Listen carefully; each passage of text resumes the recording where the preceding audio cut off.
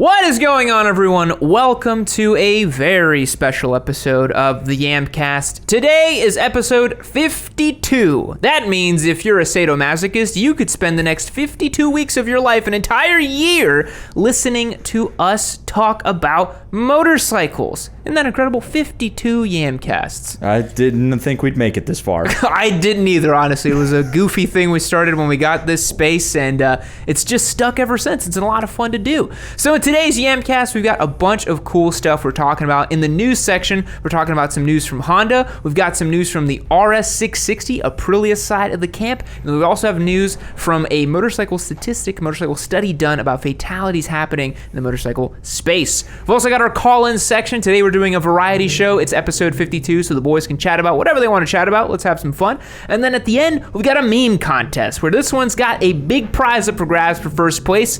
It's a Cardo system. A Pack Talk Bold is going to be given away for number one for the folks who are going to be winning and participating over the meme contest. We're doing Gixxer 250 versus DRZ 400. Stick around. It's going to be a good one. All right. Spike, what are we talking about first? We're going to dive right in with the Aprilia goodness here, or badness, as it is. No. I like that they chose our color in this article. Yeah, I know. It just kind of drives home the confusion here, which we'll get to in a minute. So, what's going on with the Aprilia? They have had problems where the connecting rods have been failing inside the engine. This is not helping the Aprilia unreliable meme. Aprilia, this is not helping, guys. No. So they've had they've had a problem with the connecting rods failing under load, and the engine just dies. It's just poof, gone. Because essentially, if you think about what happens when a connecting rod fails, the things that it's connected to, the crankshaft and the piston. It's not good. I mean, that's real bad. That's extremely bad, yeah. So the story here, we have a specific account where there is a documented case of the motorcycle traveling 75 miles an hour. The vehicle began to make abnormal vibrating sounds as the alarm pressure warning light was illuminated. The bike had 1,400 miles on the odometer, and this was. Oh, don't worry, ours is gonna be given away long before that. So we're totally fine, baby. The best part about this is the complaint comes from an Austin, Texas rider. Yeah, guys, it wasn't me, all right? It was not us. Our RS660 is safely over there. It has not caused any issues. There is a check engine light that popped up intermittently, and we are going to go get that sorted because it did came back. But I think it'll be all right. The bike seems to run just fine. But yeah. If it is a catastrophic failure with the connecting rod, Aprilia is going to replace the whole engine for you. That's what they're saying right there. So, that is kind of cool that they're not worrying about swapping the connecting rods, because that is a giant pain in the dick. No, you might as well just swap the whole engine at that point. Yeah, I mean that's basically like you have a seized motor. It's like it's spent. It's a paperweight. You know, it's pretty much worthless at that point. Because I'm thinking about like if imagine the teardown, right? Like Jesus. Well, it's not just the teardown. Depending on when it broke, it's possible that the connecting rod failed either at the crank, in which case the piston on the downstroke would have slammed the connecting rod into the bottom of the engine, or it failed like halfway through, and then the piston head just slammed into the bottom of the chamber that it moves through. Either way, that is so bad. That's not good. Folks on stream are saying you did not share the Google Sheet with them. I forgot to share the Google Sheet. Oh, jeez. Rookie move. On Yamcast 52, you'd think that by now, yeah, you would have gotten You'd like to think. All right, guys, it is going to be live in the Yamcast channel right now for you boys.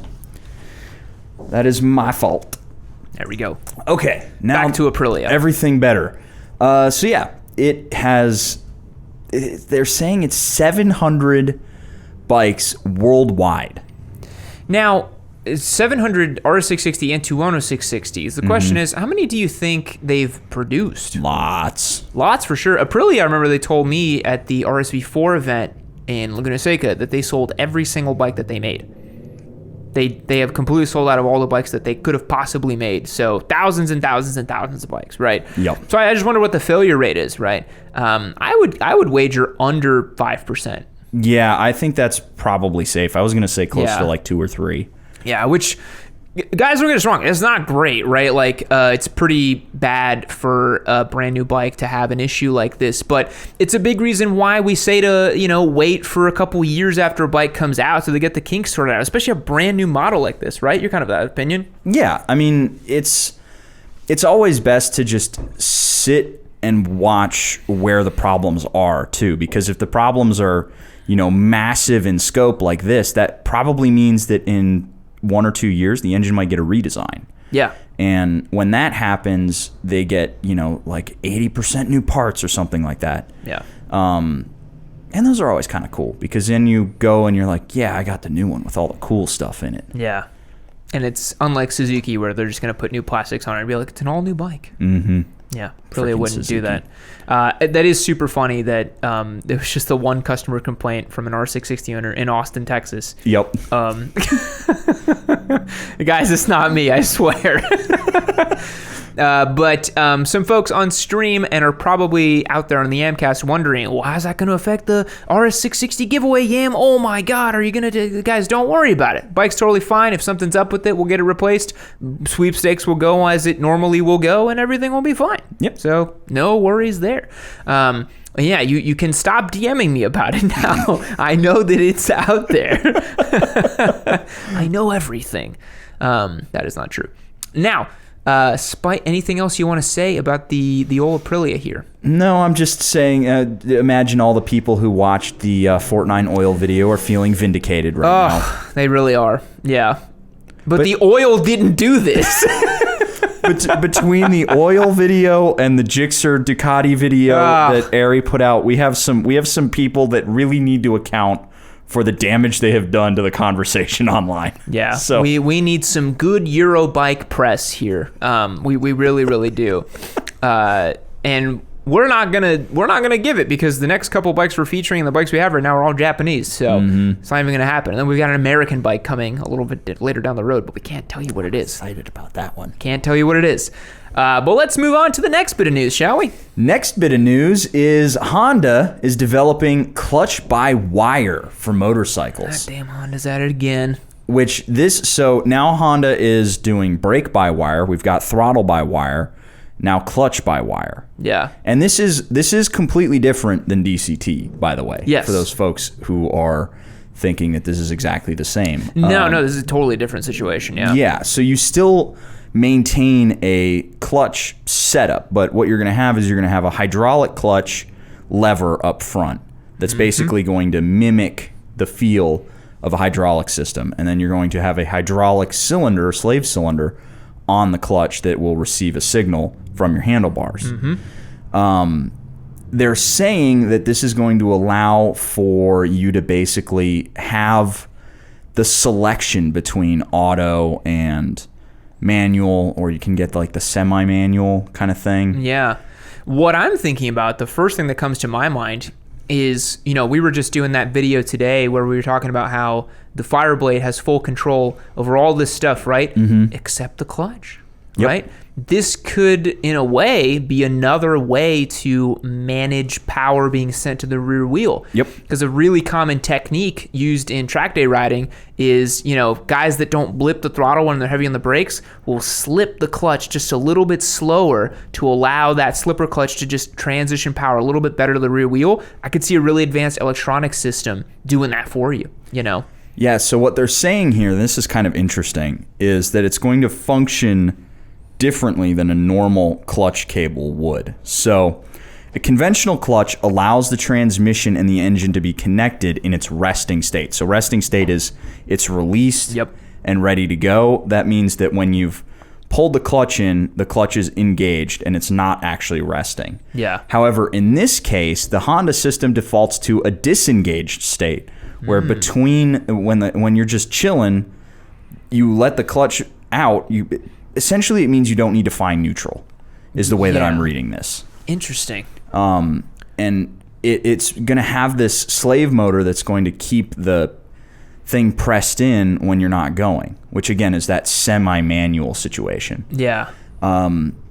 It's interesting because you can see how much is being controlled now by this new clutch system. You've got angle sensor, shift load sensor, throttle opening degree sensor, vehicle speed sensor, engine speed sensor, fuel injection device, and then coming in, we've got a shift operation detecting switch. And the clutch actuator. There's so much going through this all at once. Yeah. It's actually really complicated. Yeah, and it's like you're saying, the article here is saying that the bike could be allowed to operate the clutch completely automatically in some of those modes. Kind of like you're saying, you can choose to have an automatic kind of situation, right? Because it starts to get so complicated, but I guess if you paired it with an up-down quick shifter, you could do that semi-automatic thing. If you put it in a mode where it can control it, to your point, you wouldn't have to find neutral. It could just hit neutral for you, given a certain speed. Yeah, it really, I hadn't thought about it, but an electronic clutch or a clutch by wire could add a lot to the riding experience. Yeah, I allowed myself initially I had a just visceral reaction to it. Oh, yeah, same. Like, God, no. Yeah, same. I was like, no, I don't want that. More things to break. And yeah, that was the first thing that went through my head. Be like, you have a little whoopsie daisy and you break your sensor and then back to the dealership. But I allowed myself to think about it. And if you're stuck in traffic, oh my God, sitting there holding the clutch in is a pain in the dick. Yeah, or in my case, when you ride a stupid Ducati from time to time, trying to find neutral can be a pain in the dick.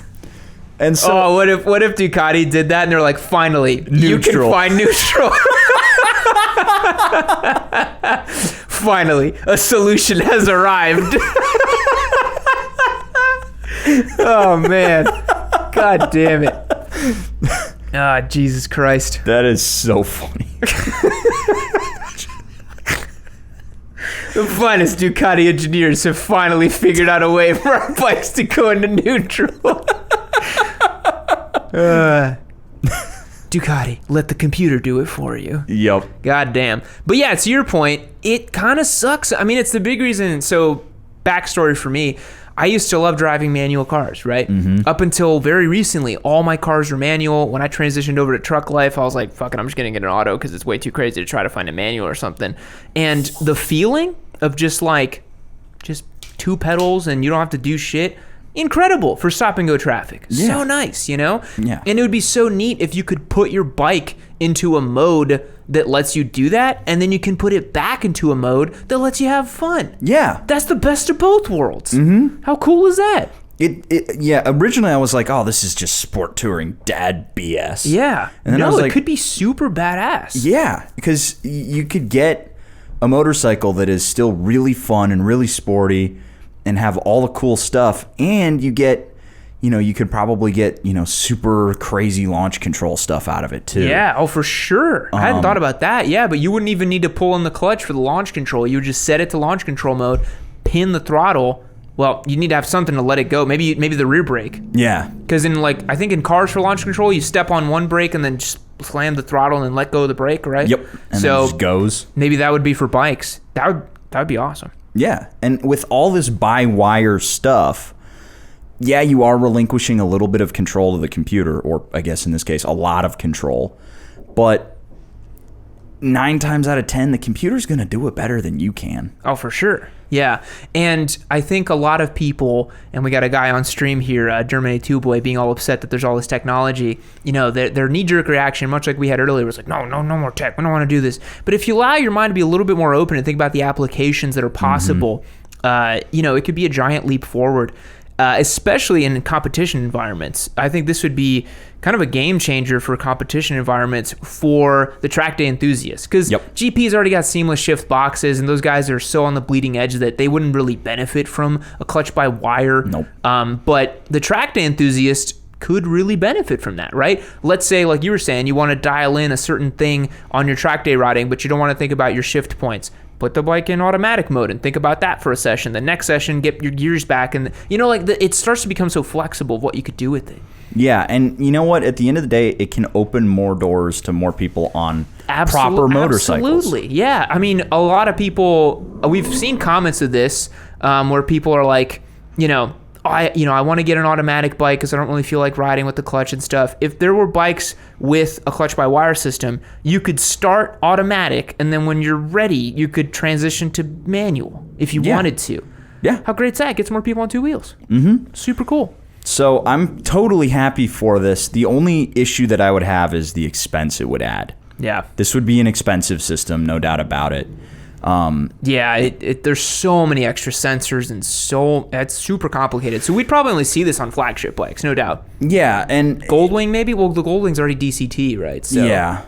I think we'll probably end up seeing this on your sport touring bikes like your Beamers, and I guess Honda doesn't really have a sport tourer right now. Maybe the Africa Twin.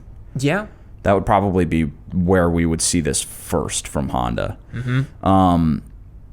I'm very interested to see what this is. I mean, they're saying here is it's literally a fail-safe setup because it always goes to disengaged, making a motorcycle safer. Because I mean, how many times have you seen somebody like at a panic stop situation and they've got like their foot on the rear brake or something and they accidentally whiskey throttle and the clutch out. Yeah, or something. It's the most common beginner thing, right? Like they let the clutch out, get scared, pull the clutch in, get less scared, pull the clutch out, get more scared because it's like this crazy effect. You know? And the clutch by wire could save you from, yeeting yourself into a wall or something when you do that. So True. I don't know. I'm all good for it. It's kind of cool. Yeah, super cool tech. We are super excited to see it trickle into, the real world, and maybe we'll get to ride a clutch-by-wire bike one day. It feels weird to say clutch-by-wire, but yeah, I hadn't thought about how cool it could be. For me, I remember when you told me this news, I had that reaction. I was like, this is just dumb. Like, why would you do that? But then when you really start to think about it, you're like, dude, this could be super cool. Mm-hmm. Like, really cool. Even more so than, because the big thing with throttle by wire back in 06, where was it, R6 that came out with it, right? Yeah, they were talking about it right here. Oh, yeah. So right here in the article, yeah, because the 06 R6 was the first bike with throttle by wire. Everyone was like, why would you do this? This is disgusting, blah, blah, blah. But now traction control is like the most normal thing on a bike, and it's only possible with ride-by-wire systems or some sort of ride-by-wire system. So yeah, super cool. Yep. Super cool. Let's move on to the last bit of news here. A bit of a downer bit of news, but important to talk about. Yep. What do you got here? So, the gist of this is that throughout the last year, there have been a spike in motorcycle-related fatalities. And this has been echoed not only in America, but in Europe as well. I found a corollary article from a UK outpost that was saying that basically people are driving like maniacs now. They're saying that a lot of the pandemic had something to do with it. People off the roads and out of practice a little bit. Yeah. Because driving and riding they're both perishable skills. What's funny is I remember when the pandemic kind of kicked off in like March or April here, when the shelter in place and all that happened. Yeah, I saw people doing like $120 on Mopac and stuff. I was like, what the hell is going on? Like, what? Just because the road's empty, you're just gonna do $120? Mm-hmm. Yeah, I don't know what happened. People kind of lost their marbles there for a bit. Yeah, and so people, their conclusion is that basically, just generally, there was this massive surge in power sports, and people were, driving like they stole it. Essentially, and got themselves hurt. Yeah, I could see that. I mean, working technically in the power sports industries ourselves, or being power sports adjacent and working with a lot of those guys. I mean, you couldn't, bikes were literally flying off the showroom floors. And it's still crazy right now, to this day. So I could see that where, a bunch of people bought a bunch of toys that they maybe were not really ready to, and then took out some of their stresses and frustration on the bike, on the road, and then got themselves into trouble. And they're not pointing out to, they're saying that here we have an example of average speeds increasing, but they don't point to, my train of thought has crashed. Try it again. Yep. So they don't point to one particular thing. They don't have they're not saying, oh, it was lane splitting or it was a lack of lane splitting or, Right. it was rear endings or anything. It was just there was generally a rise in basically all kinds of incidents on two wheels. Yeah. And I really think it's down to the volume of people riding. Because if you scroll up a little bit, there's that graph right there. Mm-hmm. And on that graph, you look from '08 to '09, that giant step down right there. Yep. I mean, that was the financial crash, right? Like, fewer people were probably riding their fun toys around and getting into trouble on them. And then only consequently, just recovered. Yeah, and consequently, in 2020, more people went out and bought a bunch of fun toys and bikes and stuff, and then got themselves in trouble riding it. So I personally think it's just a volume issue, right? Yep. More people rode, so more people died riding. I'd love to see if we had the data for it, like deaths per capita, right? Mm-hmm. Or not just absolute total deaths, which is a bummer to see, but what is the fatalities per miles driven and stuff and all that. So here we have that meant NHTSA stat for fatalities per 100 million vehicle miles traveled jumped from 11.1 to or 1.11 rather to 1.37. Yeah. So that seems like a small number, but when we're dealing with, numbers on the order of millions, Yeah, it's huge. that's a huge increase. Yeah, I mean, that's a 20% jump, just about. So it's not great. Yeah. Again, guys, this is why you can take steps to be safer on your bike, right? You can ride better. You can always wear a helmet. Don't drive drunk, or don't ride drunk, rather. And don't drive drunk. Obviously, don't consume alcohol and operate any motor vehicle, forklifts especially. It's so dangerous. But yeah, I mean, if you do that stuff, you're already going to be at such an advantage. I mean, we've seen it in the stats that we've covered on the channel where it's like, if you wear a helmet, apparently are under the age of 45, but I think that's correlated to some other stuff. Wear a helmet, don't drink, and you're already so much farther ahead for not dying on a bike. Yep. So much farther ahead. And then don't low side in a corner by yourself, which is also the big one. Yep. People hate hearing that. They're like, no, all these car drivers. I'm like, no, we're goofing up ourselves, man. Yep. On some back road, low siding by yourself, getting hurt. That's how people get hurt on the bike. Yeah. So that is a bummer to see more folks dying on a motorcycle. I think that's all I have to say about it. Spot, you got anything else? Yeah, it is a bit of a bummer. So be safe, guys. That's what we're trying to tell you here on the Yamcast. Yeah, be safe. But with that being said, we're going to uplift things here on the Yamcast, move over to the call-in section, chat with the boys over on Discord, and get it moving. Alrighty, folks, welcome to the call-in portion of the Yamcast. If you are interested in joining the call-in portion and calling us up and having some fun with us, you got to join over on yammynoob.co, become a Discord member, and you can hang out with us live. We actually do these live. We hang out with our Discord members. They call us in. We have a fun time. So if you guys over on Discord are interested in calling us in, press and hold Spite's name on Discord, and you'll be able to call him up, and then we'll take your call here on the Yamcast. Alrighty, looks like we have somebody sitting there, Seawolf. All right. Hey there, Seawolf. Welcome to the Yamcast. How's it going? Hey, it's pretty good. Just let me mute you there on YouTube because the echo is crazy. No worries. What can we do for you today? I just wanted to talk a little bit about the things that have happened in California, like regarding the off-road bikes, red-green stickers and stuff like that. Well, I'll say I don't disagree with where they're going with their policies and enforcing the stuff that's in there. My concern is that they don't look at it deeply enough. For instance, like with the KTM EXCs, TPIs, the two-stroke enduro bikes, if you look at them, not necessarily CC to CC, but per horsepower, they actually produce less CO2 emissions comparable to other motorcycles out there that are four strokes. And that's interesting the reason metric to do it per bikes. horsepower, but yeah, two strokes normally produce more power per CO2, right? Yes. I'll give you some numbers here. KTM 250 EXC TPI is 59 grams per kilometer. Suzuki GSX 250R is also 59. A WR 250 is 76.8.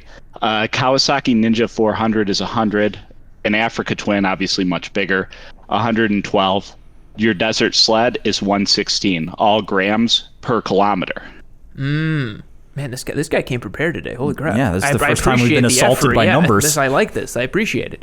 Right. Talking with Matt. Well, this is the reason why I would say don't kill the AMA on what they're going after. And like, for instance, when you look at snowmobiles, because I live in the Sierras and that's a big thing in the mountains, when you go from 900cc sleds in the mountains to 4-stroke sleds, you're bumping up to 1400 cc's in twin turbos. And because they're so much heavier, even if they're producing the same amount of power, if you look at their emissions versus their performance, they're actually worse. That is an interesting point. Yeah, I didn't consider that. Yeah. That's actually how 2-stroke outboard motors stayed on boats and didn't actually get banned. So I think it's also worth considering the fact that modern 4-stroke engines have to bend the knee to the Euro regulation. So that's where a lot of the power goes. That's why they all run lean. Yep. Yeah. So they all run lean. That's where a lot of the power goes. I'm sure that if they were allowed to run the way they wanted to, then you'd see 4-strokes starting to keep up with 2-strokes. I'm sure that 2-strokes would still beat them because they've always been that sort of dark horse power. They just create so much power for what they are. It's why Kawasaki put the 2-stroke triples in the original Widowmaker. Right, and that's also why the KTM EXE TPI bikes run lean as well, in order to meet those standards. Yeah. Because KTM has to apply by that, whereas smaller manufacturers like Sherco, I'm not sure how Gas will get fit in there because they were just bought by the same group as KTM. So they might have to go TPI if they get lumped in with KTM's numbered shift, per year.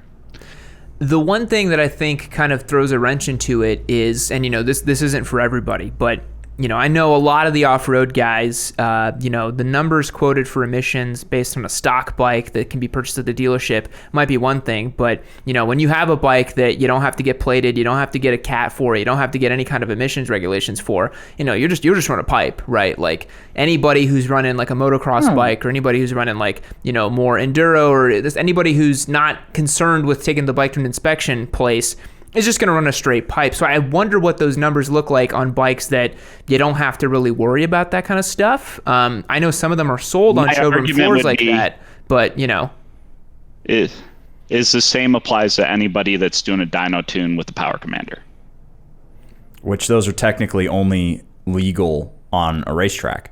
Yeah, that dyno tunes, Power Commanders. Everybody rides them on the street.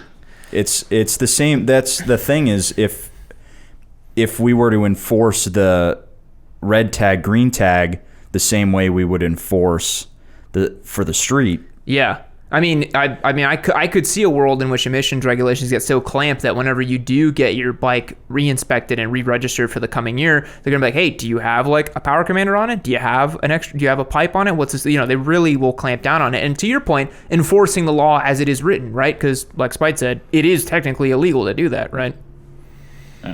And I'm okay with it. I just hope we don't get blanket banned on 2-strokes and not considering the TPI thing, because then what do? You take sport bikes off the road because people put a Power Commander on it, slap it back to stock. You do your emissions every 2 years, get it tuned. You know what I mean? Yeah, and it sucks because I know that 2-stroke guys love 2-strokes, and it's it would be a shame to see them just totally banned because they are great. They're really cool and unique. But let me put it this way. I'm a hard enduro guy. You cannot, I shouldn't say you cannot, but if you try to ride a 4-stroke in the same circumstances in the heat that I ride my 2-stroke, it's going to overheat.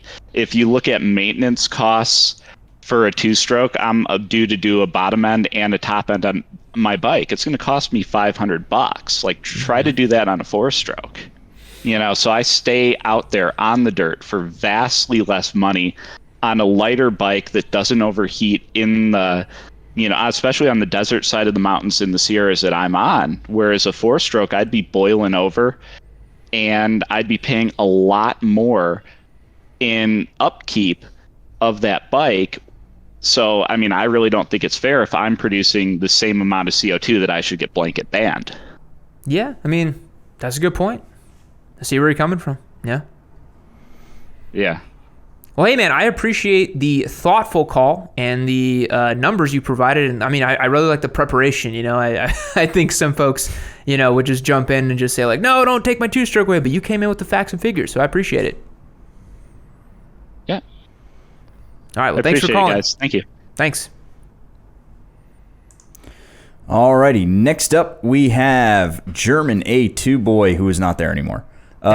Jason. Jason, you are on the Yamcast. How's it going? Awesome. So sorry about that. Had to turn the thing down for lag. I'm a new backer, Patreon, so I don't know what I am. But anyhow, enjoy your content. And I want to get, I missed out on the embarrassing stories, so I want to give you two really quick embarrassing stories. Oh, excellent. Go ahead. So 25 years ago, I was in the Army, Washington State, got my learner's permit, no actual courses or anything, got a GS 500E, I think, Suzuki, zipping up and down I-5 with that thing. And I managed to high side myself because the guy had cut me off. Mind you, I was probably, you know, I reacted wrong. I hit the rear brake, it locked up, and then so I let go, and now I'm doing the Superman slide down I-5. Dang. So that, but I want to point out that short legs, having a short inseam, like I've got a 27-inch inseam, which means now that I'm back in motorcycling, I got your favorite bike, a Vulcan S, but I can actually fit on that. But the short inseam hurts you when you're driving a car too. So when I first got my driving permit, when I was 16, as many years ago, my parents always made me push the seat back all the way when I got out of the car so they could get in because they were taller than me, right?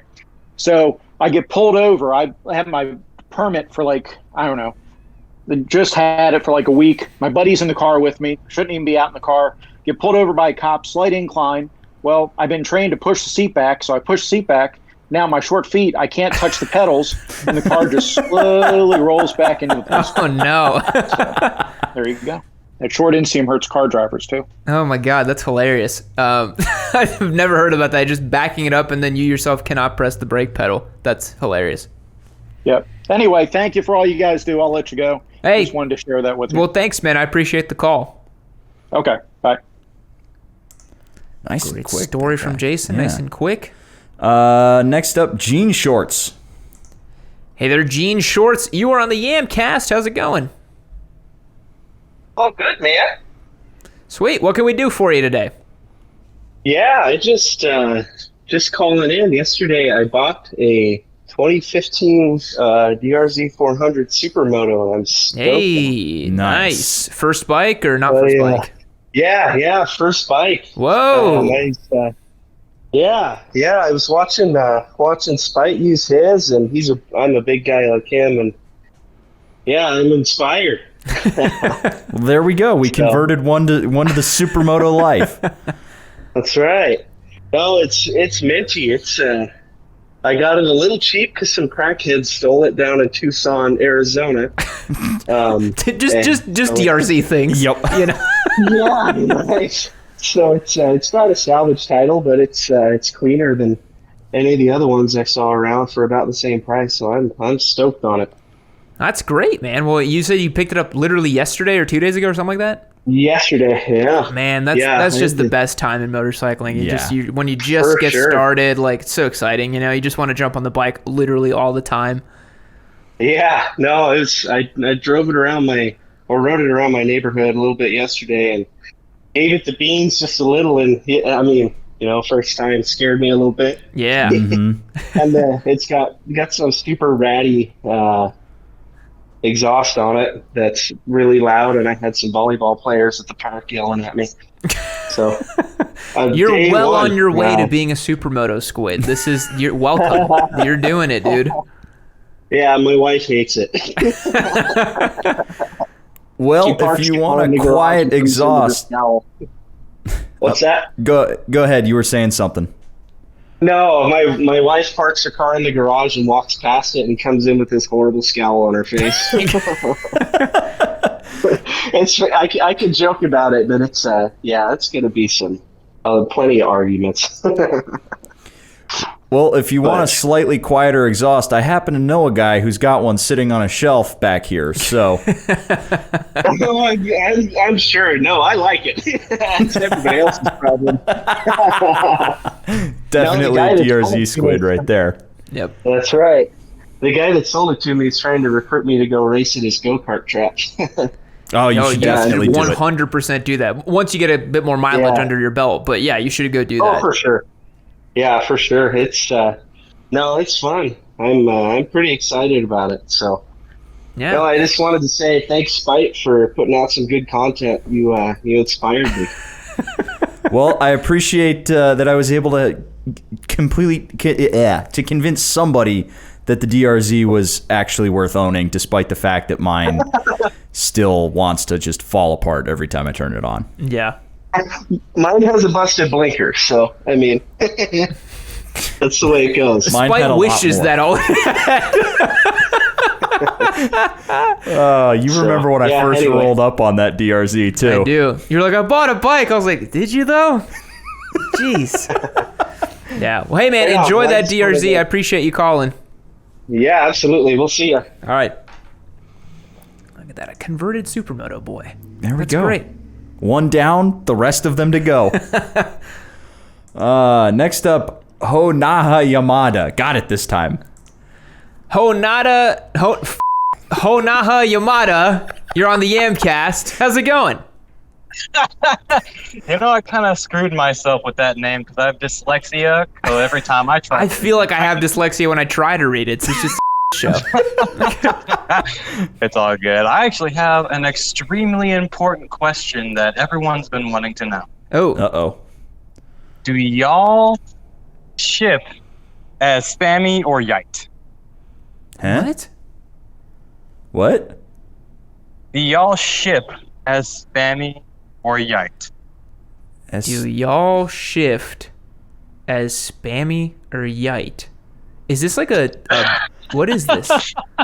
I have no idea. It's this a a thing where people jam their names together when I get it. fantasy world when they want to I don't know, ship them together as a couple of whatnot. Yeah, it's the fan fiction thing. I got it. Okay, got it. So is the fan fiction love name spammy or yite? I think spammy works better. Yeah. Yite sounds weird. I think it would have to be spammy, yeah. I guess. If we must.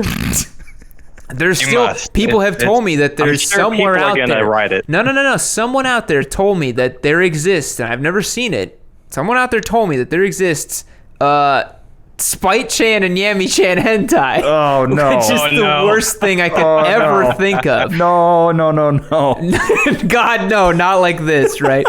But yeah, our audience is ever creative, so I'm sure it exists somewhere. Yeah, I just wanted to give that to someone just in case they wanted to write a fan fiction. Never been my thing, but man. I'm sure someone does. If any, all right, I'm gonna put this out there. If anyone ever writes a Yammie Noob or spammy Noob, whatever the hell we're gonna call it, fanfic, send it over. We'll read it live on the Yamcast. Oh God, no! We'll read it unabridged live on the Yamcast. I don't think you understand you might be what eating you've your words committed to. No, I'm doing it. I'll do it. We might have to like unlist it because it's probably gonna put our CPMs in the toilet. But Fair enough. yeah. Well, thank you for calling. I appreciate that. Yeah, sure. Y'all have a good one. Thank you. Bye. Okay, well after that one, it's on to Millennial Malaise, who isn't there anymore. Oh, bummer. He might call back. We have Stash Daddy. Nope. Squid Ceviche. Squid Ceviche, you are on the Yamcast. How's it going? Finally made it, guys. How's it going, man? What's up? What can we do for you? Well, first of all, I'd like to say parabéns for those episodes 52. Obrigado. Yeah, I just want to say thank you, guys. And yeah, I'm a Yammie noob, same myself, listening to the Yamcast all times. Wow. And yeah, I mean, I wanted to say hi. This is like the 10th time I try to call. So yeah, I've been waiting for this call to come like for a long time. So yeah, I made it. This is great. I heard you speak Portuguese earlier. Are you from Portugal or Brazil, or do you live somewhere else? No, actually, no. I'm learning Portuguese. I'm from Venezuela. Oh, okay. Actually, I'm living in the States. But yeah, I know my Portuguese. I'm trying to learn a little bit. Eu falo pouquinho. Fala pouquinho. Bom, continua praticando, daí você pode falar mais, né? But will do. Yeah, so I got a bit of a story. Well, right now, I decided not to listen to you guys for a little while, but I decided to call instead because I'm riding right now, just making my time to, being in the saddle for a little while. It's kind of hot, but I'm trying to, get the most out of my day, so it's very nice. Mm-hmm. And yeah, the reason that I went back into motorcycling is because I started listening to you guys, and I mean, you're the to-go place to all things considered, bikes and,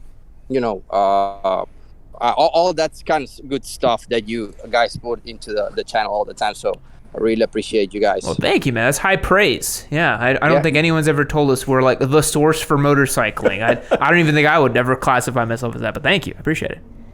Yeah, because I always go to YouTube videos of, the only thing that pops up when I look for like I don't know, KTM, it's you. And Spide, obviously. So yeah, mate, I think you're kind of the reference right now in the community. And yeah, I bought my MT-07 this year. Nice. Yeah, I'm addicted to the full exhaust. Oh yeah. So, it's very peppy. This is the first time I've been riding like a 700-ish motorcycle. Yeah. I'm more used to the 125s, 150s. Because I used to have one of those. The MT-07 is gonna feel like a rocket ship compared to those. That's awesome. Yeah. So I started with a Chinese knockoff. I think it was like Suzuki Boulevard 125, 150. I can't remember. That must have just been wretched. Yeah.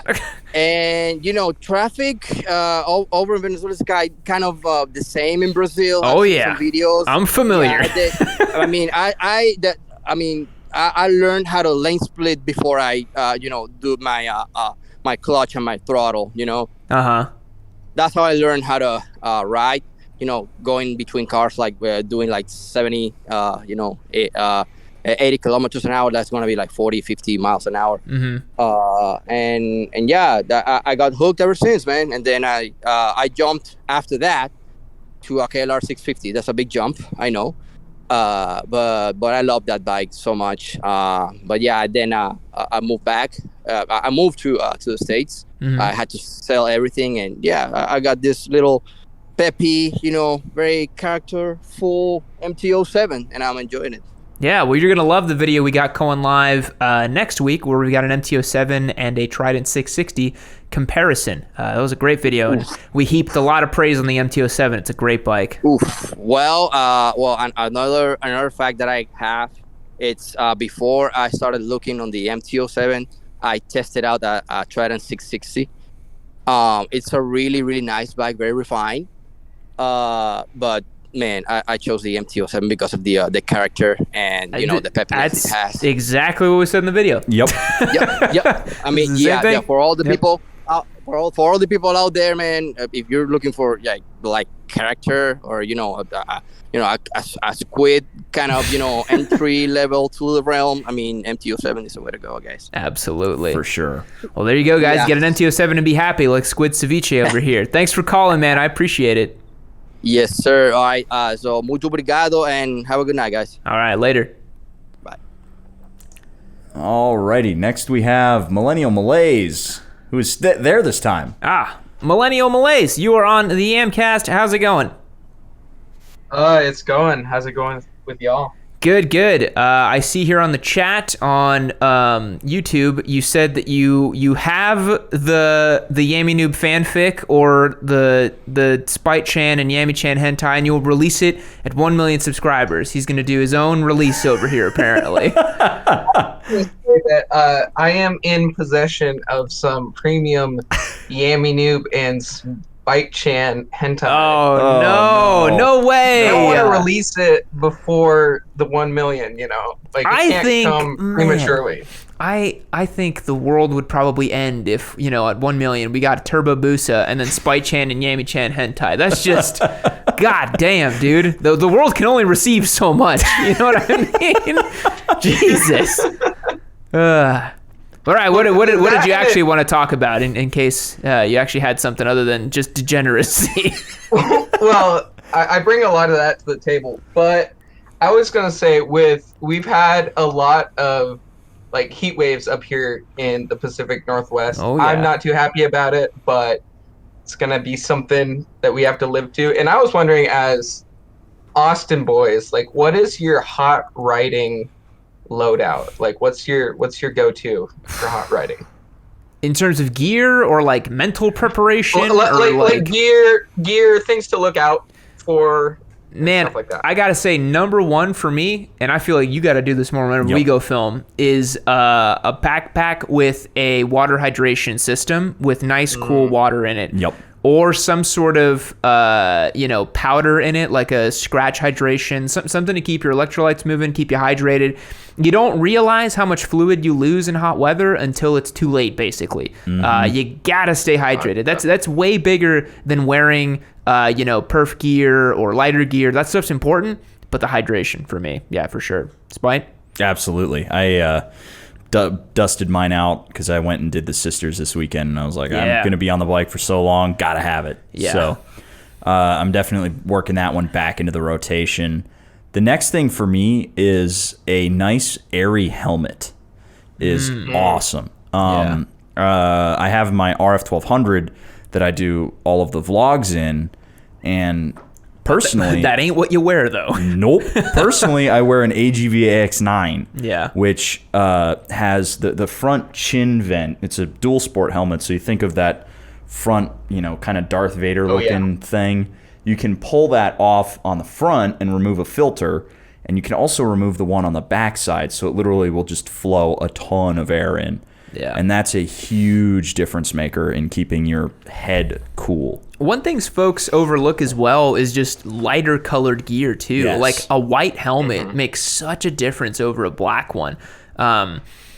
My go-to for many, many years was a white helmet. I've started wearing some flashier graphics, but I have noticed a difference between the white helmets that I used to wear. It's not crazy, but, that would be our recommendations for the warm weather.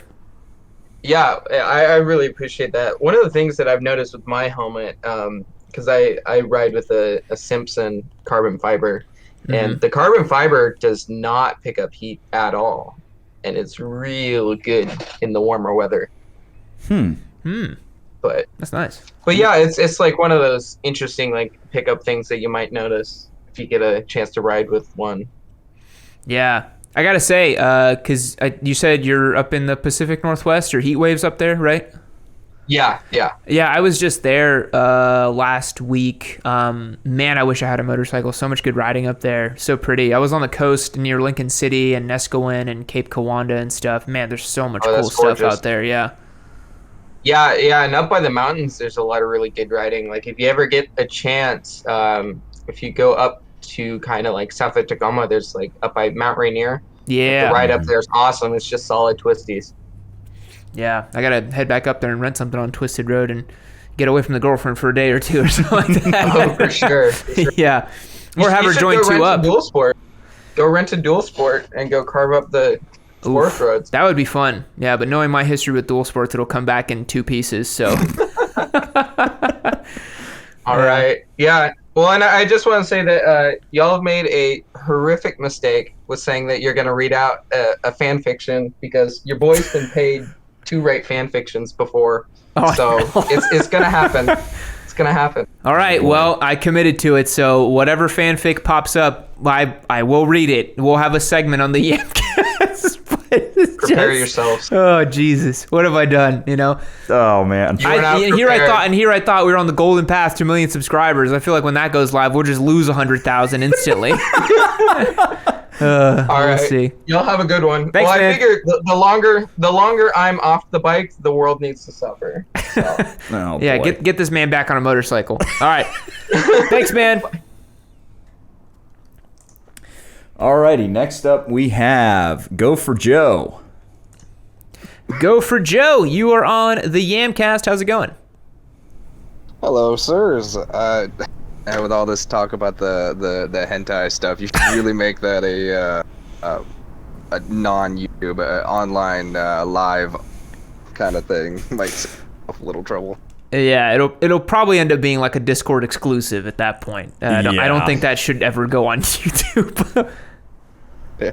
I was also thinking, you guys were talking about the safety stuff earlier, and I maybe missed a golden opportunity, but during 2020, they closed down all the, at least up here in Pennsylvania, they killed all of the motorcycle safety courses, had nothing for anybody. Even now, they're only open in super limited capacity, permanently booked. As soon as they opened, I think within 24 hours, they were all booked up. I couldn't even get in. Yeah, so maybe a lot of people just end up buying bikes that they shouldn't have bought because they literally couldn't get licensed to go ride them, and then they just rode them dirty, probably. Yeah, and so this should be more of an argument for, hey, more class, more help. Absolutely, yeah. Yeah, definitely go, if you guys out there in the Yamcast world, if you're thinking about getting a bike, go get licensed first, for God's sake. Don't just go buy a motorcycle. Also, bike-related question, though. I'm loving my single cylinder, but as peppy as it is, the little 300 that it can be. But I can't ride for like 2 hours max, and my whole body is all vibrating. I got to get off the bike. But I'm not sure in my future what, like, are there better single cylinders, or maybe I should just look to up my cylinder game. Spite's shaking his head. I nodded my head. What are you thinking? You're never going to get around the vibration on a single. You can do stuff to make it less bad, but you're never going to get around it.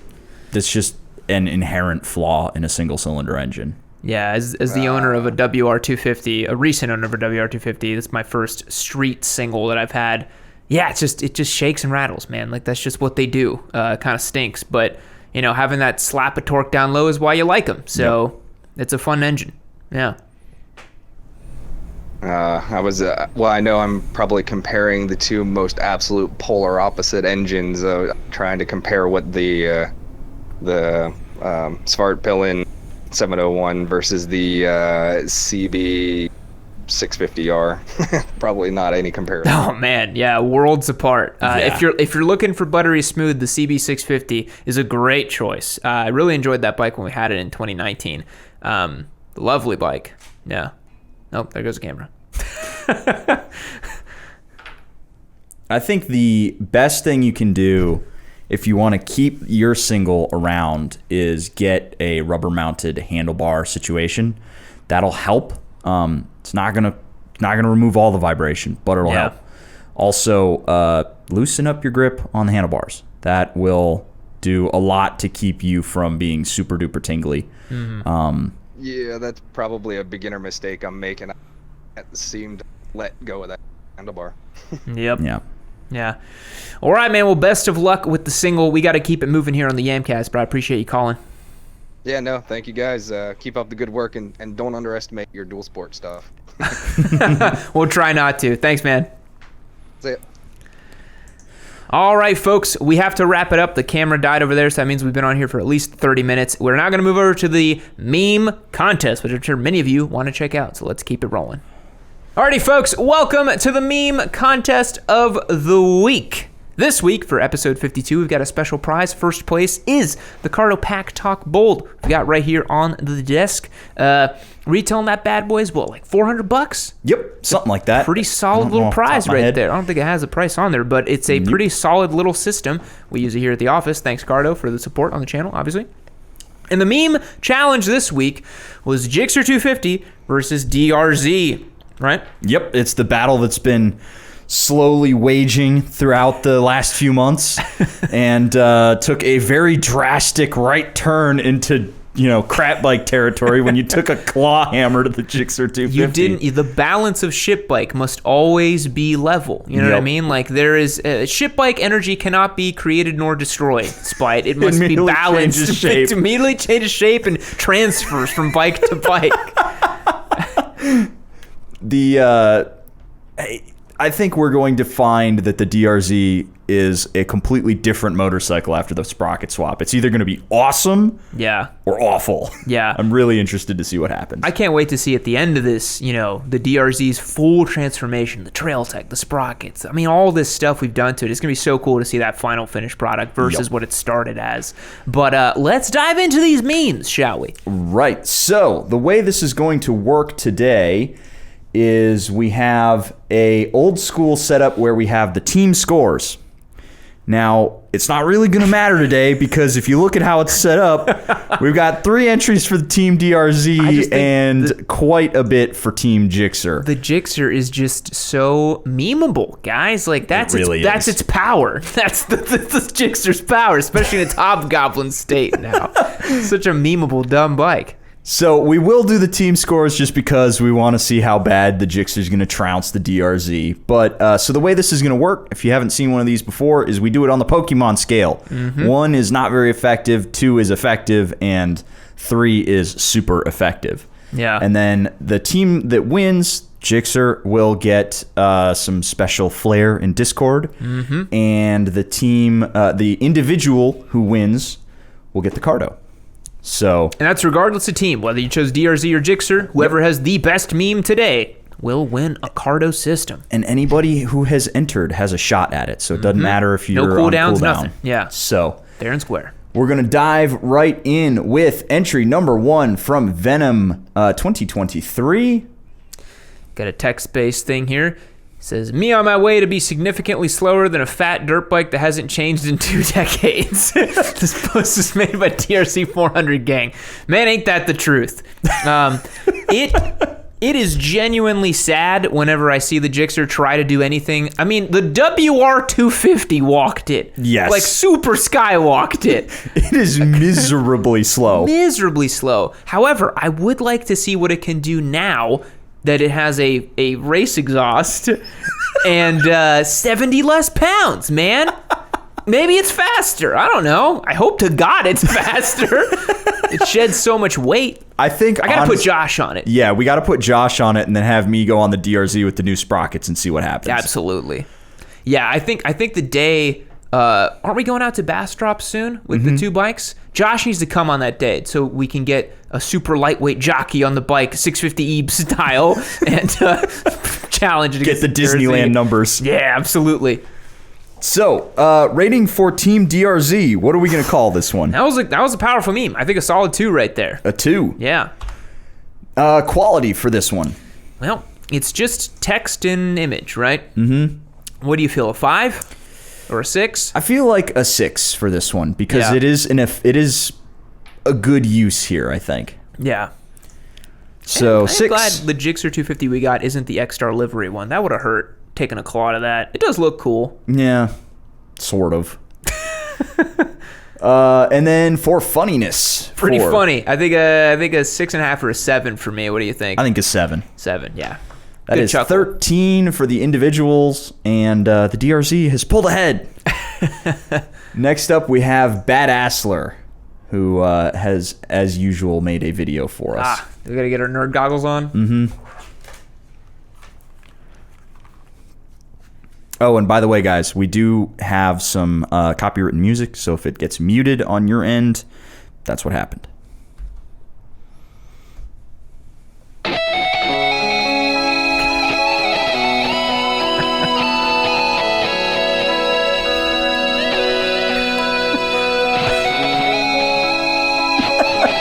Such a fun shoot because it was like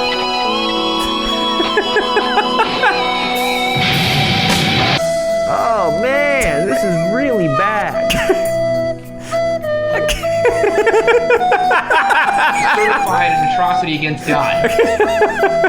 This thing looks like cancer. Buckle the up, Grandma. We're going off into space in this mother. The Giga Chad.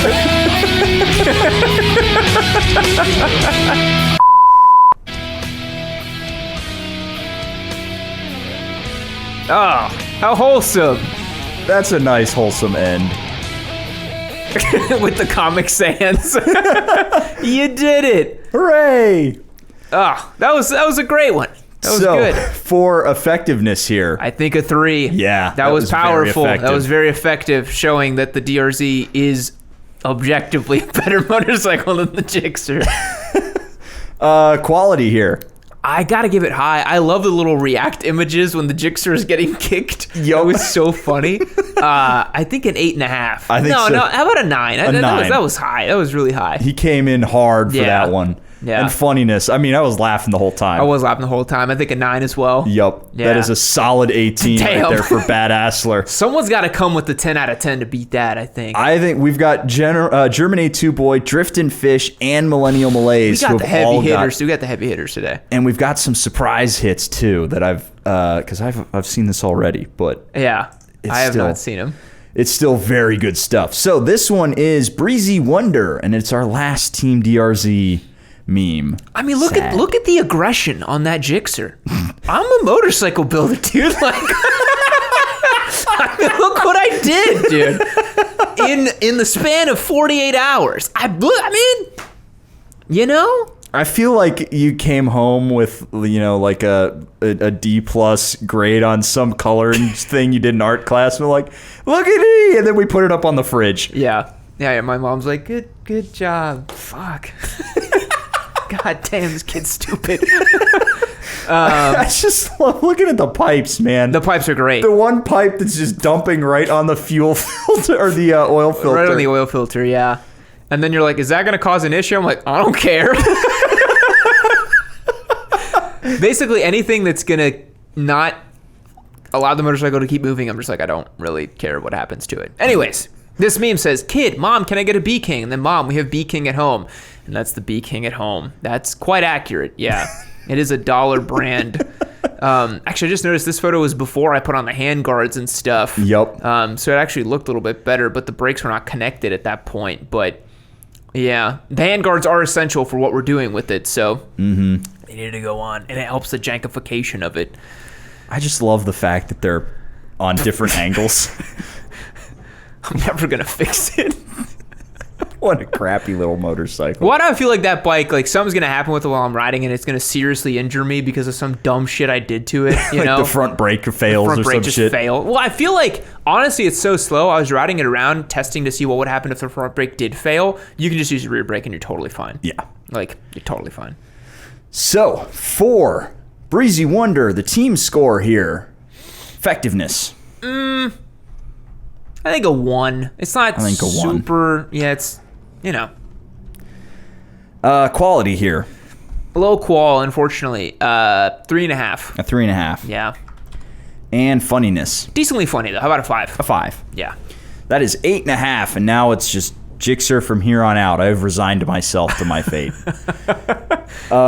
So P. Dave with the next one. There we go. All right, let me just set the old Gixxer down over here. Let me just, okay, that's good. Spent many a year doing this. Where's the Dremel when you need it, Spike? The Gixxer over. Why not just cut this piece of plastic right there and make your life easy? Obviously, it'd be easier to just cut right there, but it's more fun to see sparks and come on.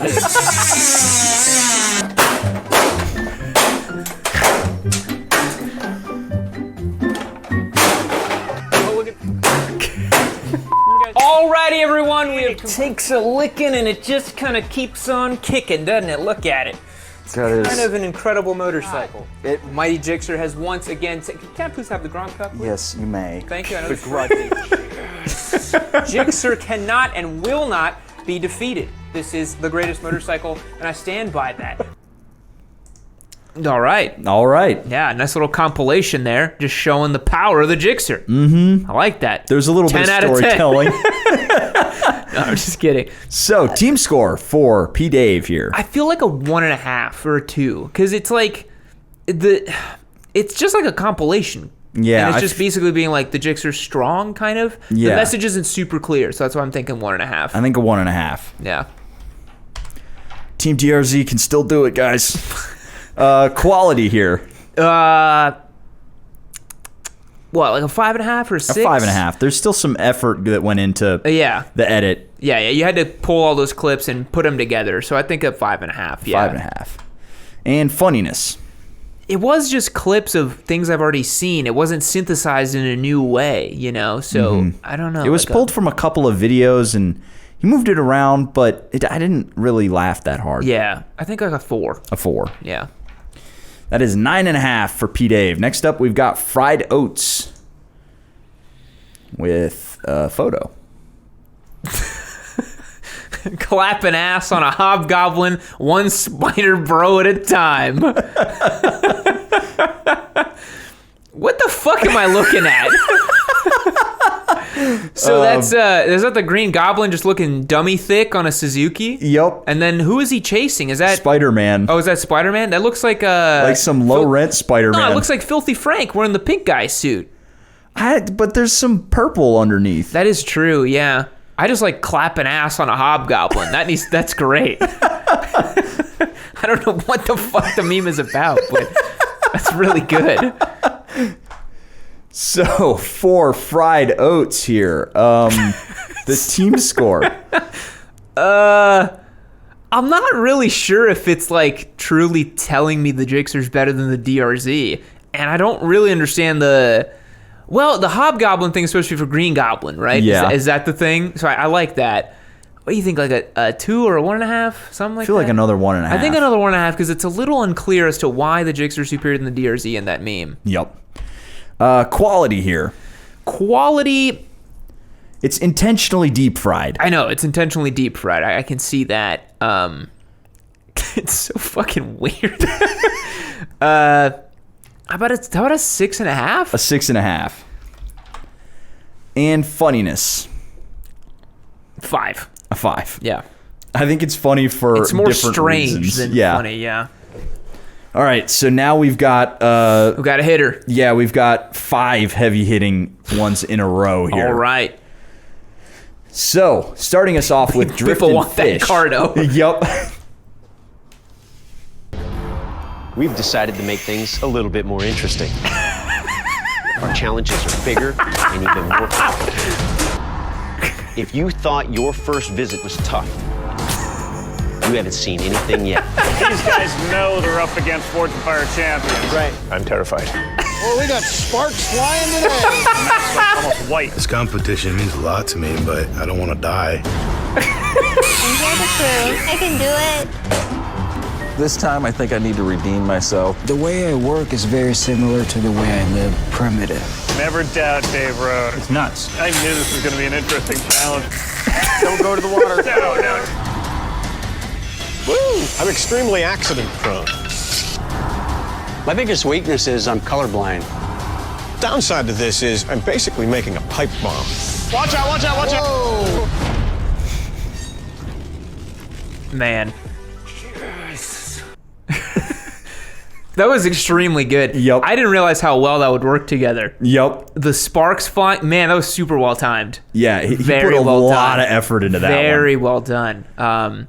That's when we say about when you synthesize things together. Sometimes it's simple as just getting the timing and the synthesis of it just really well, and then you're just like, that was so beautifully executed. Yep. It reminds me of your Skyrim meme with me falling. It's simple, but so good, you know? Yep. That's what makes it. So, team score here. This is highly effective. Yeah, I think so. It shows how powerful the Gixxer is, and it shows how mighty it is. I think a 2.5. A 2.5. Yeah. Oh boy, it's looking real tough for the DRZ now. I think it's mathematically impossible for the DRZ to win. Okay, so quality here, very high. Very high, yeah. I think quality for this one has to be at least an 8 or a 9. I'm feeling an 8.5. I'm feeling 8.5 too. Yeah. And funniness. Got a good chuckle out of me. I think a 9. A 9. Yeah. So that is 17.5, not quite dethroning Bad Assler. Nice. Next up, we have German A2 boy. Oh, here we go. What's he got for us? Cause you got that. Cause you got that. Cause you got that. Cause you got that. Like,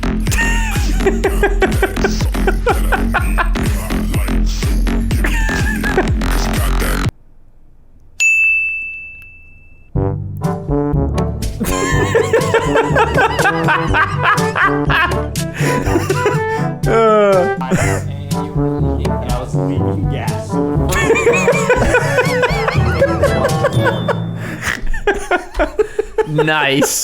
Nice. Yes, Gixxer 250 is Chad, no care energy. DRZ is just wires and leaks and nerd stuff, dude. Yes! Beautiful. I love the use of the Hayabusa stuff from the Busa launch. Yeah, because it's true Suzuki energy.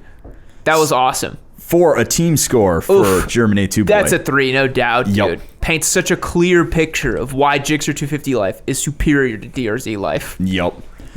And quality here for German A2 boy. I mean, he made a music video, right? It was funny, and then I like the DRZ. He picked some good clips. Mm-hmm. What are you feeling? I feel like an 8 or a 9. I mean, it's powerful. Yeah. I feel like an 8.5 here. 8.5. I think so. Yeah. And funniness. It got a good chuckle out of me. Man, I want to give it a 9, I think. I think so too. I think a 9, yeah. Yep. A 9 for sure, which is a bummer because I just realized it was the exact same score we just gave previously, so now we have a tie. Yep. And Badass was out there in the lead, dude. That one just hits so hard. It hits super hard, man. Next up, we got Millennial Malaise. Yeah, he made another video.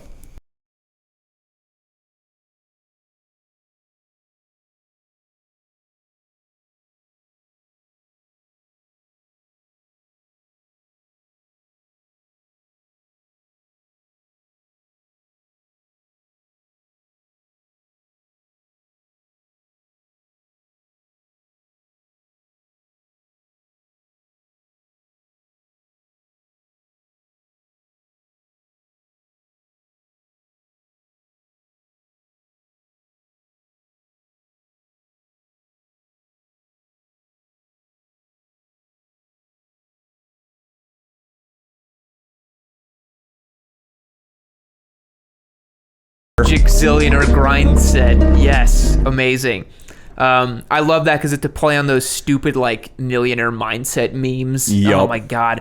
And I saw a pyramid the other day where people are like showing like it's like you have like sigma males and beta males and alpha males and omega males. I'm like, what the fuck is going on? When was it? Was always just alpha and beta. When did it? No. There's now like sigma males that are like, it's like you like reject society but work on yourself, and I'm like, that's just like what? What the fuck are you guys talking about?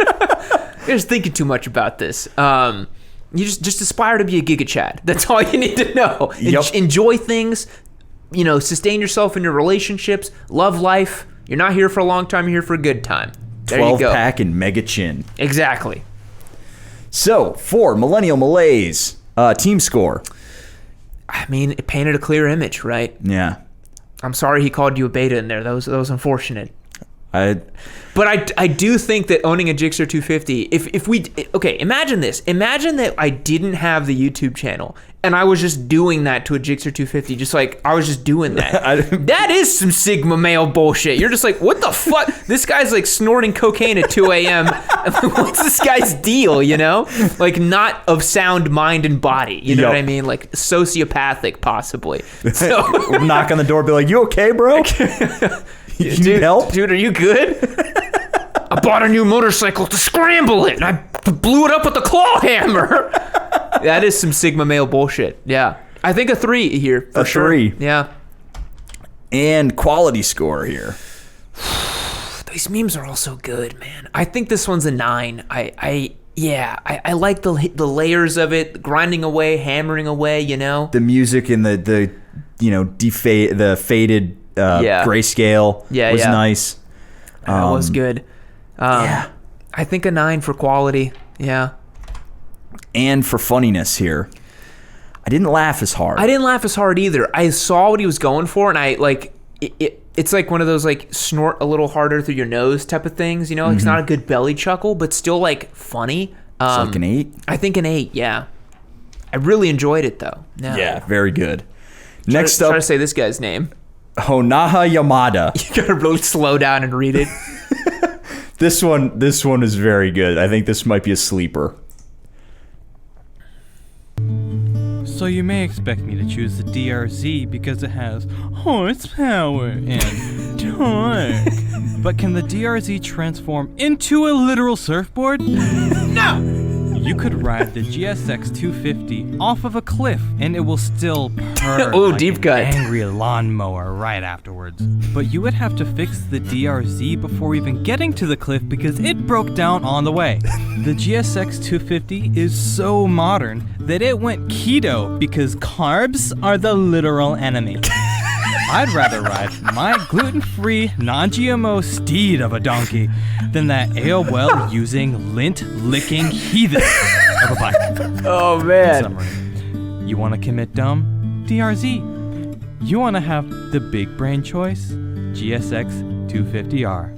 Thank you. I rest my case, Your Honor. Those lines in the middle there were gold. They were so good. The Jixer went keto because carbs are the enemy. Oh, man. And what did he say after this? What is it, Donkey and the Steed? What was that? That Here, was let me so back it good. up. GSX 250 is so modern that it went keto because carbs are the literal enemy. I'd rather ride my gluten-free, non-GMO steed of a donkey than that AOL-using, lint-licking heathen of a bike. In summary, AOL-using, lint-licking DRZ. Oh, man. Fuck, man. That's super funny. This one is really good. I rest my case, Your Honor. That's super funny, dude. God damn. I love portraying the DRZ as just like this dumb like kid just picking his belly button, you know? Yup. That's so funny. Oh, man. I also love the like guitar thing in the background. Yeah. It just feels so good. That is a sleeper hit, man. Different approach, but very good. I think the writing is just so good. Yeah, so good. And we're suckers for that because that's how Yammie Noob basically works. Everything's a script. Yup. So team score, I got to give that one a 3. That's a 3, no doubt. That's a strong use for the Jixer. And quality here. So I'm torn on quality because, I mean, at the same time, it was basically like an old school Yammie slideshow type of thing, which was kind of funny. I like that. But inherently low qual though, right? Like, well, admittedly, but the script is so good. So I had to pull the video from YouTube because I got a YouTube video. I didn't have time to. He sent me one. Oh, I don't mean like the resolution. I just mean like the editing and like the the photos. I mean like. You know what I mean? Like you take like several image, like you look at Millennial Malase's video where like he had to like take several like videos, pull them together, time them right, you know? He wrote a guitar thing, just kind of noodling on his guitar, and then wrote a really funny script and put images over it, right? Is that high qual? That's qual. The lists, right?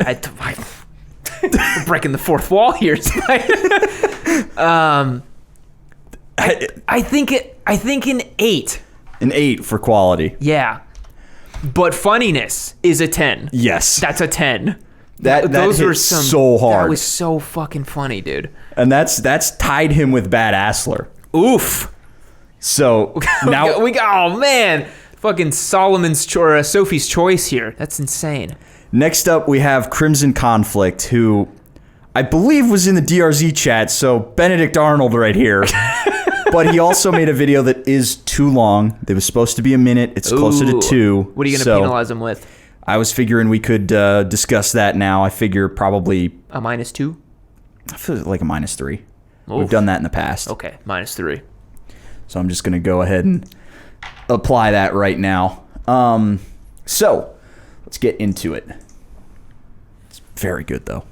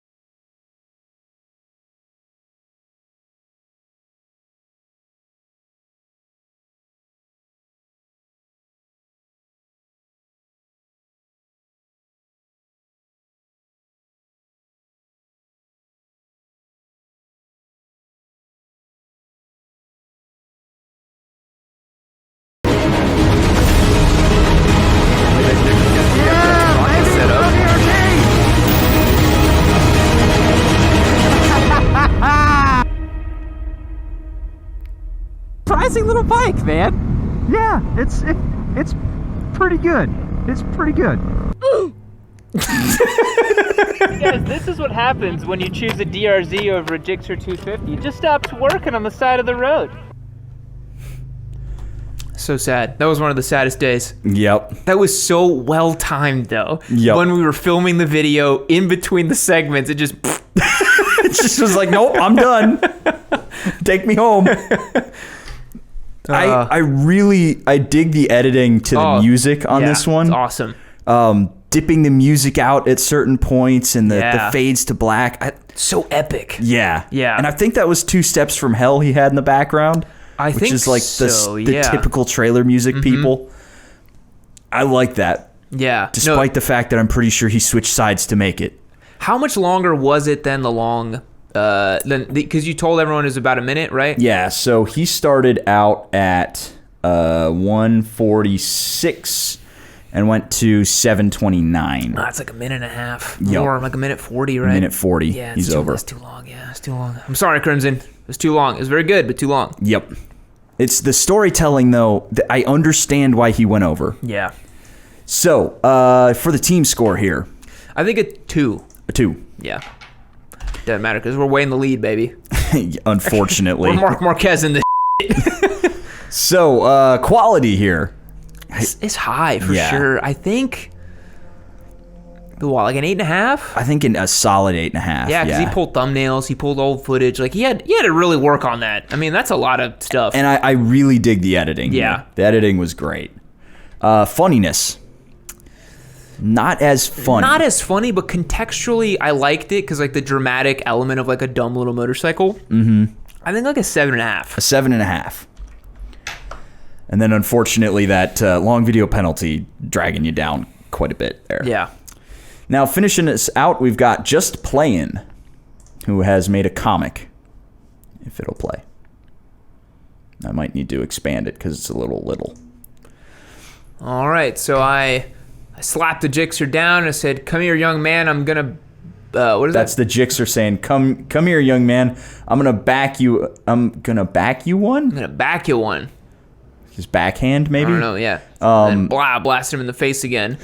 And then, Coach, she's getting beat. Coach 2, no, she's getting mad. And then, meh, you ain't so tough, young man. And then I blowed it again. And then we've got one more page coming up here. And I can't read that. It's too small. Basically, you're going down, young man. Just like keep the Gixxer 250 keeps getting back up. And I hit it again. And then, what does it say? You're going down. Yeah, I can't believe it. She just keeps getting up. I'm too exhausted. I love the Photoshop job is great here, by the way. Yep, I like the choice of the faces here. Yeah. And then the last one is announcer, and the winner by technical knockout is Gixxer. Put your Sunday pants on. 250. Beautiful. That is definitely how it feels when I do stuff to that motorcycle. But jokes on that bike, it didn't even have a headlight anymore. Nope. But it does just keep getting back up. It really does. I don't understand how. Not until we run it on olive oil. I'm sorry, Gixxer. So, for Just Playin' team score, basically Gixxer indestructible. Gixxer indestructible, but not too much digging on the DRZ. So I'm going to have to give it, I think, a 1.5. A 1.5. And quality. Pretty high qual. I like the Photoshop job. It was really meticulously done. How about a 7? A 7. Yeah. And funniness. Funniness, I think, is a 6. I agree. Yeah. Which leaves us with 2 tiebreakers to sort out here. All right. So our first one for the Cardo, battling for the big prize. Yeah. We have Bad Assler and Hohana Yamada. Now, between the two, just from what I remember of Bad Asslers, and I'll play it here in the background, I think I give it to Hohana Yamada because of the script that he wrote. Man, I don't know, dude. I mean, Bad Asslers was so well done. The little faces and stuff, and the editing. Oh man, this is really bad. certified an atrocity against God. This thing looks like cancer. Buckle the up, Grandma. We're going off into space. The classic Yammie sound clip from the kid from Craigslist. Yep. The triumphant wheelie from the sumo. With the Giga Chad. Yeah.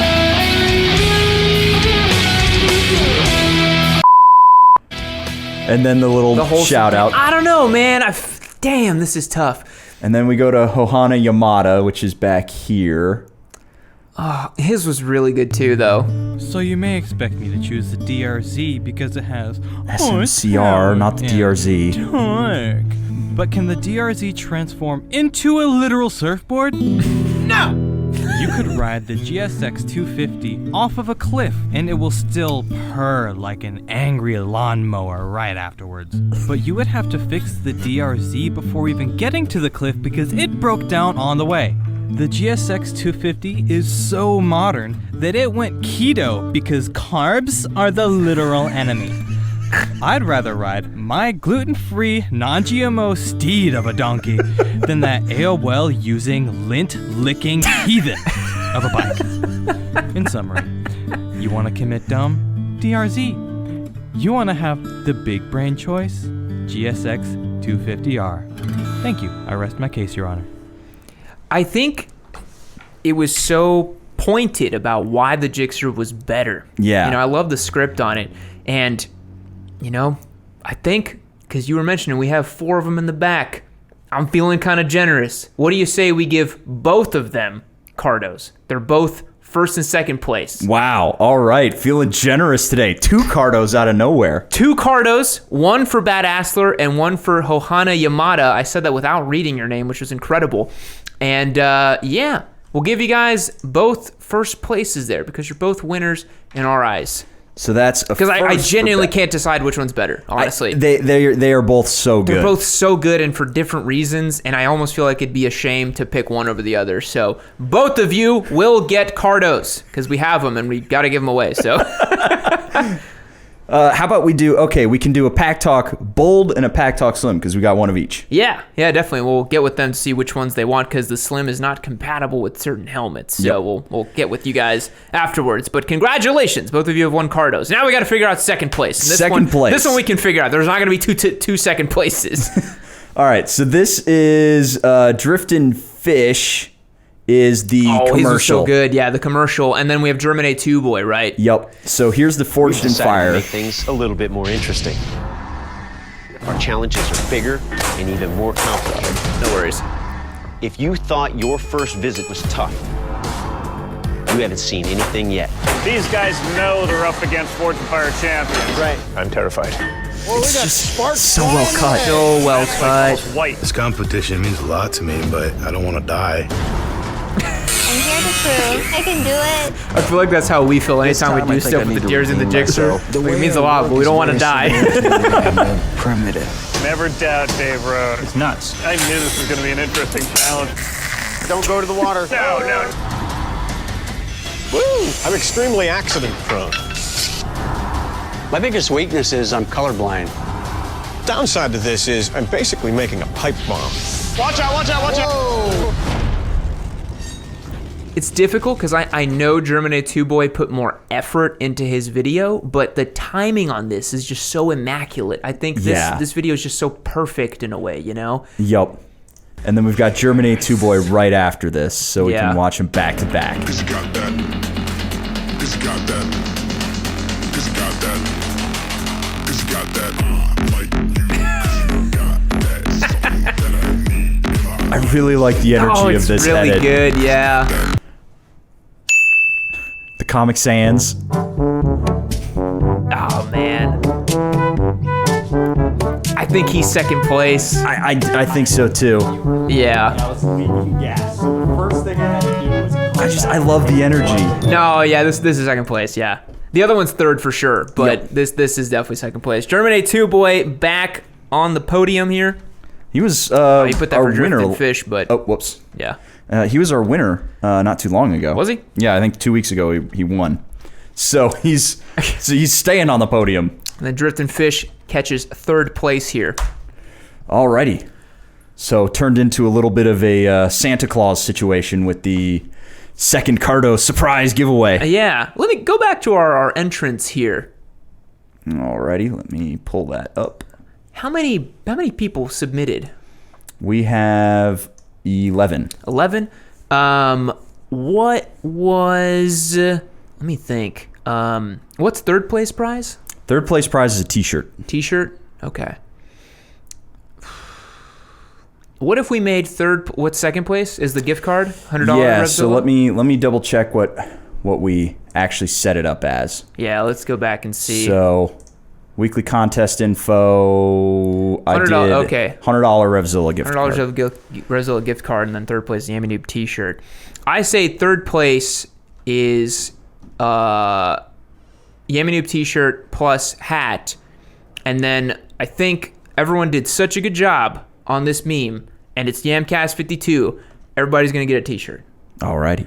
Everybody's gonna get a T-shirt. If you submitted a meme to us, Spite will reach out to you and get you sorted with the T-shirt and all that good stuff. I just created a lot more extra work for you. I'm sorry. It's all right. But it's a special Yamcast, episode 52. Let's be generous. Let's give back to the boys here. Thank you guys for submitting. The Yamcast is always a highlight of my week when we can do it, which is most weeks. As you guys have seen, we've done 52 of them. Yep. And this is always a lot of fun. So keeping that wholesome theme from Bad Assler, we really appreciate it. This is awesome. Having this community is really one of the highlights of doing the channel at all. It was always so different before we were like super close to you guys and could actually talk to you guys. I don't know, for me, it made a huge difference when I even just started the Discord and be like, oh, I get to like chat with people who like enjoy the channel, you know? And it's just cool to see that it's turned into its own community, its own thing. So thanks. We really appreciate it. And, you know, I wish I could give a Pack Talk bolt to everybody, but there's literally not enough. And that would be kind of crazy. I think Cardo would get upset at me and be like, I need 11 Pack Talk bolts, please. They're like, for what? So thanks everyone for watching. Thanks for tuning in. And we'll catch you in the next one. See you later. Keep watching Yammie Noob. Keep watching Yammie Noob. Keep watching Yammie Noob. Keep watching Yammie Noob. Keep watching Yammie Noob. Keep watching Yammie Noob. Keep watching Yammie Noob. Keep watching Yammie Noob.